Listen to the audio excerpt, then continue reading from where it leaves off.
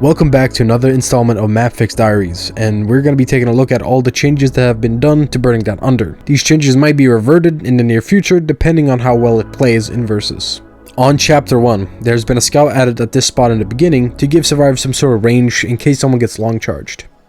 As well as that, there has been an optional drop at the beginning of the water section to incentivize a risk versus reward situation. Now the players have to choose between taking a longer path, but is generally safer, or taking this drop that can lead to a potential death. However, if everyone makes it over, you will bypass the long charge tunnel and get a massive reward.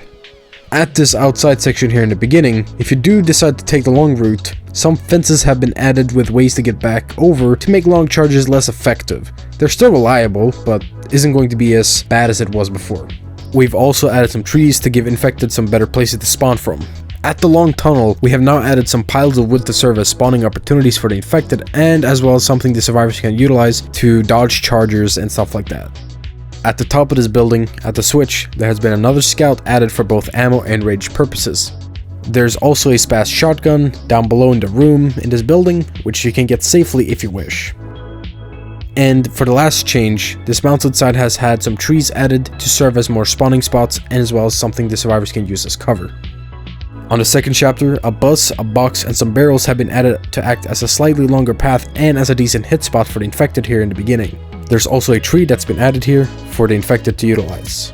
At this tunnel, right before the ladder, a pile of wood has been added to give infected some spawning ability. And the ladder at this part has also been blocked off by a box to make it a drop. At this outside section here, a large tree has been added to give infected a chance to spawn somewhat. On the third chapter, the only changes we've made is to add some trees in the sewer section, as it will give infected better spawning opportunities. There's also been some wooden fences added to prevent long charges. And there's also been a truck that's been added that has guns and a pipe bomb on the backside. Now with the fourth chapter, we've introduced some pretty major fixes to this map, or rather changes, starting off with blocking this jump here with a box, as it was a jump that people could use to skip a decent chunk of the chapter.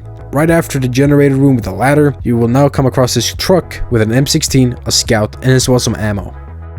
On the other side of this train track, there has been more spawn spots added for the infected to use with these trees and also with these tractors. Right after going past those tractors, at this spot, you will now be able to find ammo piles for your primary. On this side, some train cars have been added to help infected spawn easier, while also giving survivors some form of cover to use as well. At this specific plank, an extra box has been added to make it less frustrating of a drop, should you be able to make it that far. And a alternative pathway has been added to get to the switch at the top of the building. Now on to the finale, some fences have been added to the left side here in the beginning to prevent long charges. They're still plausible, but instead of turning side to side, you just gotta charge forward now. And at this boat docking station, I don't know what the hell this place is called, fences have been added here though, to not only make the path longer for survivors, but also to minimize long charges. There's also been some boats added for this specific section to give infected more chances to spawn. These were all of the changes that was made on Burning Down Under.